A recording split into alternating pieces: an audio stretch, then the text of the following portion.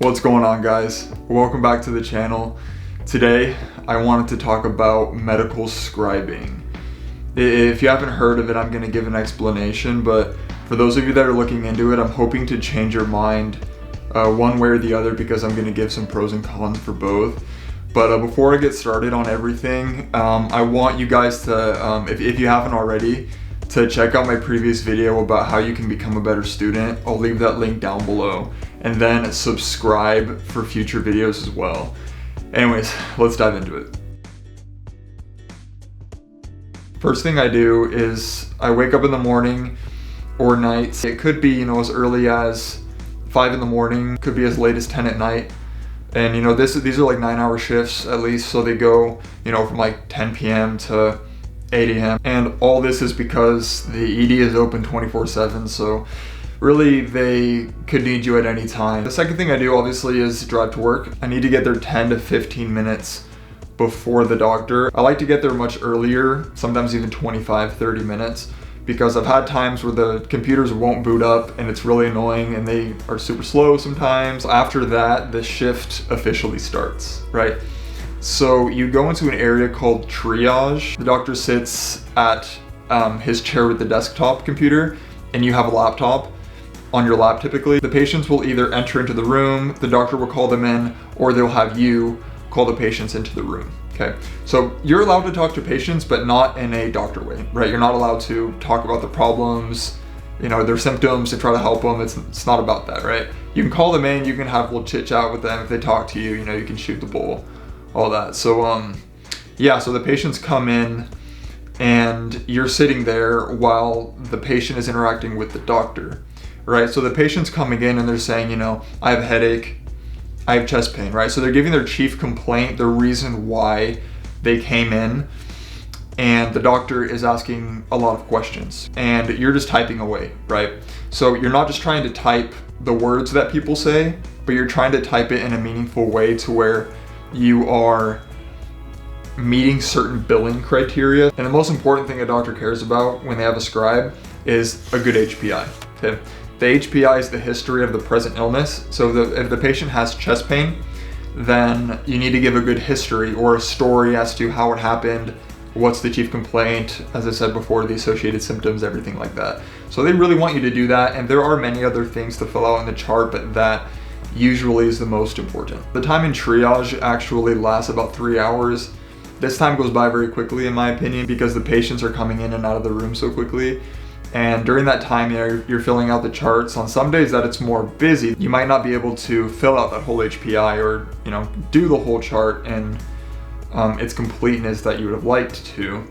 But luckily you have the rest of the shift to do that, so you don't have to worry too much. So after triage, you go to the back. So this could be many different areas. They have different colors for the acuity of different areas and the type of patients they have in different areas. The doctors that I'm with typically go to red zone, and this is where the ambulances bring in patients, and it's next to the trauma rooms where the patients who are dying go into.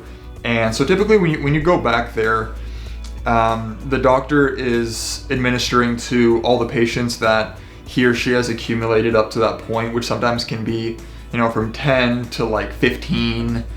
So they have quite a bit on their plate, right? So they are going to see all these patients, and in the background, they have other patients coming in via ambulance. The EMS is bringing in the patient on a stretcher, and they're explaining to the nurse, the charge nurse, what happened. They're kind of giving the rundown. They're assigned a room. They go to the room, then you and the doctor see that patient. So that's the flow of the emergency department, basically. With these patients that come in from the ambulance, they get brought to a room, and then once you and the doctor go and see them, the EMS gives a rundown of exactly what happened to the patients, how they found the patient, what kind of medications they gave the patient, and you're just writing all of that down, and then the doctor talks to the patient, and then it's just like triage again, right? They're talking about what happened, what are they feeling, what kind of medications they're on. The doctor does a physical exam, and then he or she will dictate that to you either during or after. So a very important part of being in the back in red zone is being able to attend to the patients who come in classified as a level 1 acuity, which would be a critical patient or a trauma patient. So when a critical patient comes in, typically you get a notification about 5 minutes before from the charge nurse. Then a multitude of nurses gather around, technicians, rapid response team, in addition to your doctor, obviously, and you follow in as well. So many times these patients are being given CPR en route already in the ambulance, and they're brought into the trauma room. Inside the trauma room, same thing. EMS is explaining to the nurses and the doctors what happened, how they found them, kind of the same deal, but they're probably going to give a little more detail as to how long the patient was down for, what the family said, if they came from a nursing home, you know, what was going on at that time, everything about the patient. They're going to give as much information as possible. So this chart has to be pretty good. You have to get, you know, a lot of details on this one. And then a lot of things will be happening at that time. Everyone will be all over the place doing different tasks. For example, when they're doing CPR, they'll often pause, do a pulse check, and then keep going, or they'll use a defibrillator or a series of different things, right? So it's important to timestamp these things, and you don't need to know everything I'm saying. I'm just explaining how many things you're responsible for documenting, right? So I really want to paint this picture for you guys to see how it really is, to see that there are a lot of things going on around you, and it's important that you're very aware of your surroundings.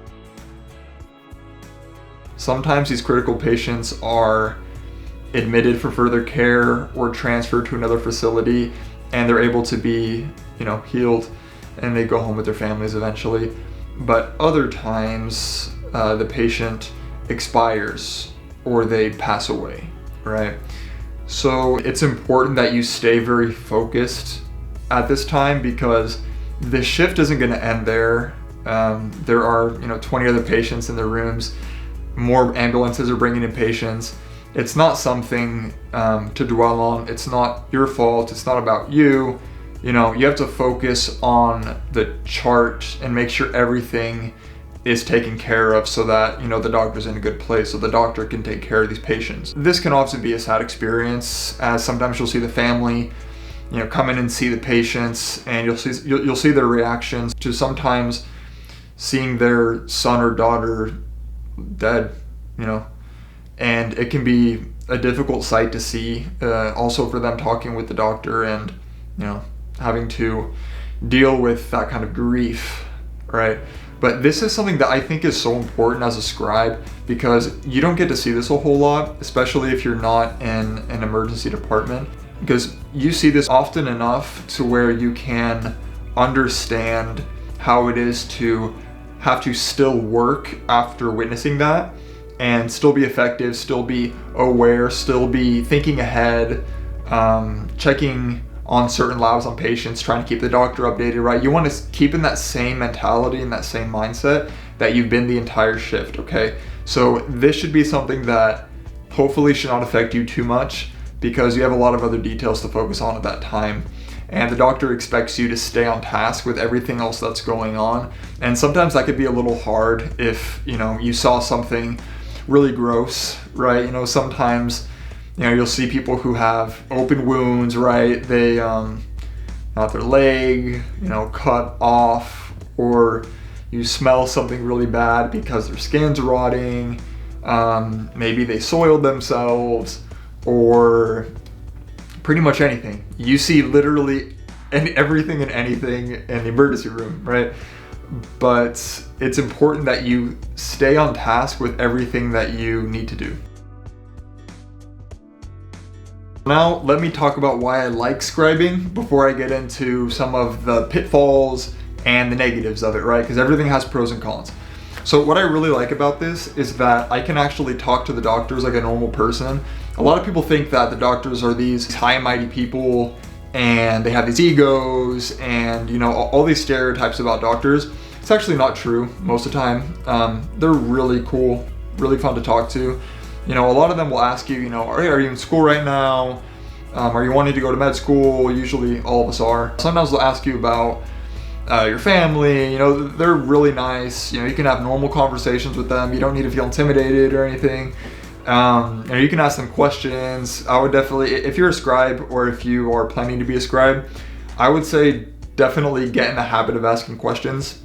it can be very intimidating to ask them questions since, you know, as a scribe, you're down here in the hospital, and the doctor's like way up here, right? So it can seem a little strange to ask them questions and thinking all the time that it might be a stupid question, but usually they're very nice about it and they'll answer any question that you need. It's more important that you ask a question for clarification instead of thinking you're right, filling something out and it being wrong, and then they say, hey, you did that wrong, right?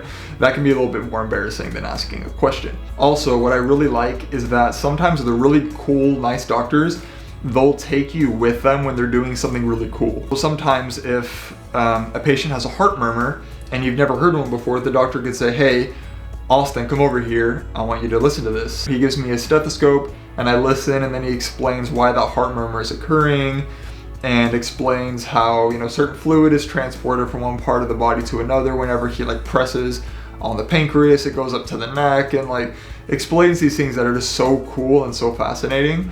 And you wouldn't be able to really get that experience in a whole lot of other places.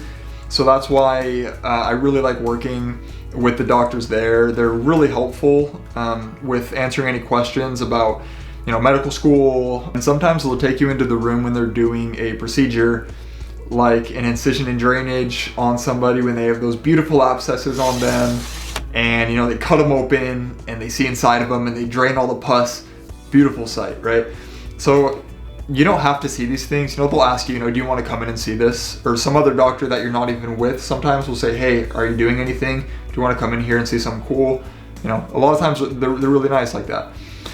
But if you're going into medicine, I would say definitely get used to that kind of stuff. Even if you get a little queasy, you know, it's fine. You just get used to it. Another huge benefit about being a scribe and being side by side with the doctor is that they can give you an amazing letter of recommendation. How many other opportunities will you have to show a doctor what your character is like and how your work ethic is in the medical fields in a way, you know, without having to treat patients and everything, but actually show them basically what you're made of? Because these doctors, they may seem like they're just focusing on patients and they don't, you know, pay a whole lot of attention to what you're doing, but I promise you they are paying attention to what you're doing, who you are, and they're very good at reading people. You know, they're very good at seeing how you're doing. They notice when you get stressed. They notice when you didn't understand something. They're very observant.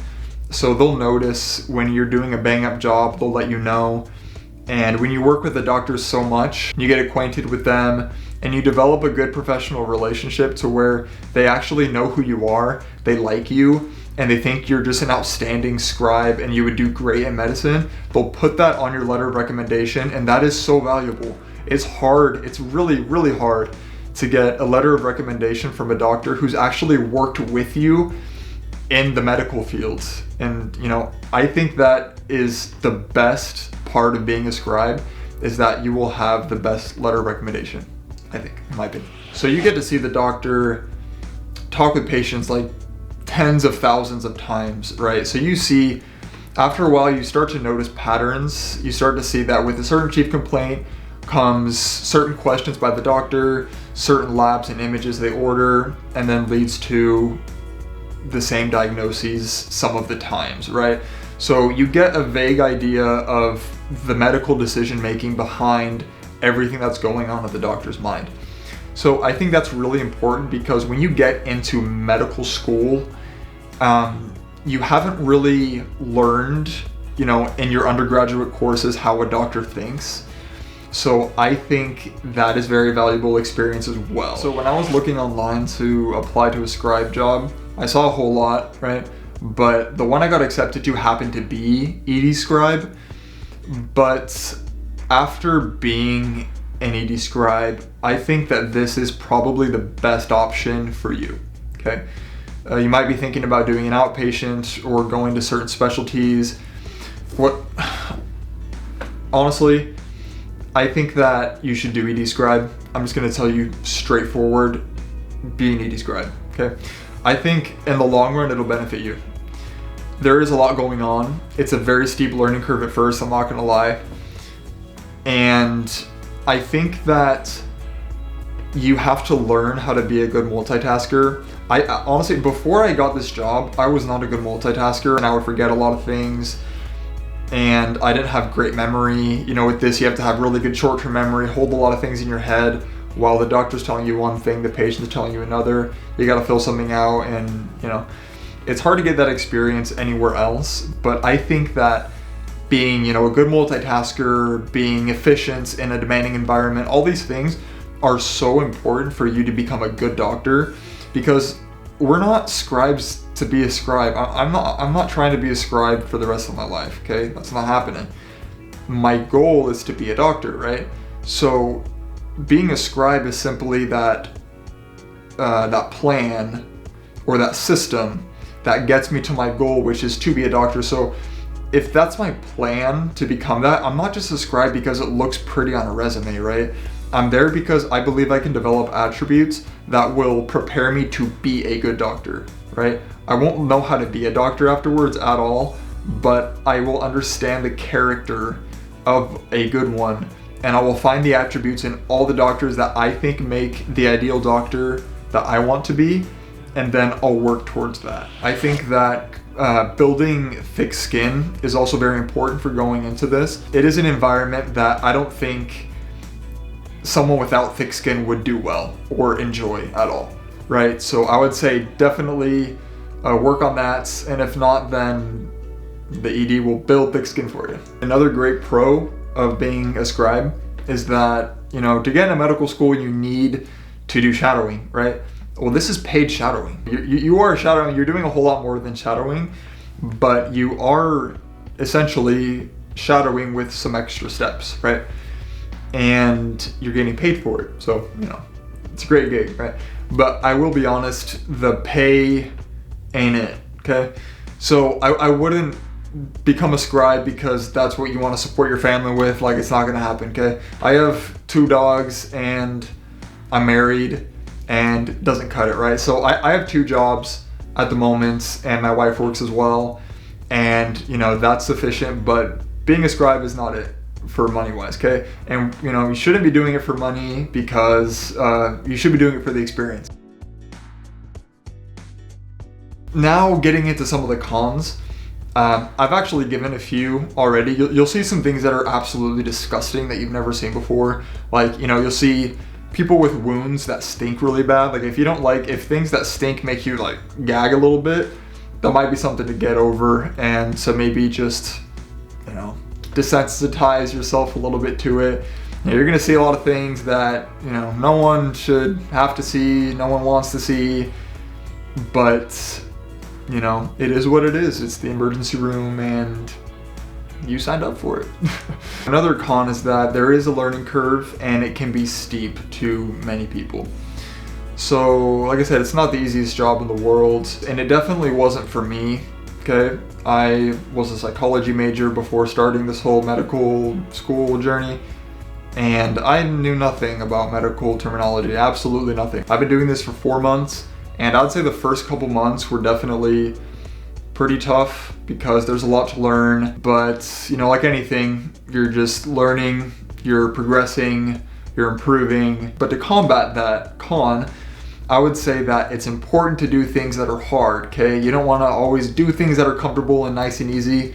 Do hard things. So this is something that can be hard at first. After that, you get a little more comfortable, and it becomes a little more smooth sailing from there. And for the last con, I would say it's more of a disclaimer that workers, both nurses, doctors, whoever, will kind of get together and share a lot of negativity between one another, okay? So this is a way that certain people deal with stress. It's not our job to judge anybody or to stop it, but it is our job to not engage in that negative activity, okay? It's important that we stay positive and that we keep on task with what we need to do and show the doctor that we will be a good doctor, and that, you know, we're working hard, and you know, that we really are in it for the long run. So that pretty much marks the end of the video. If you guys have any questions at all, I'd be more than happy to answer them or make another video about, you know, how I became one, what the process was, what kind of, you know, training or exams they gave me, what company I'm with, I don't know, just like any questions you guys want to ask me. I hope you guys subscribe. I hope you guys check out my other video. I only got 2 right now. but I promise I'm going to come out with more. And I hope to see you guys back in the channel. Thank you so much for coming in today, and I'll see you next time.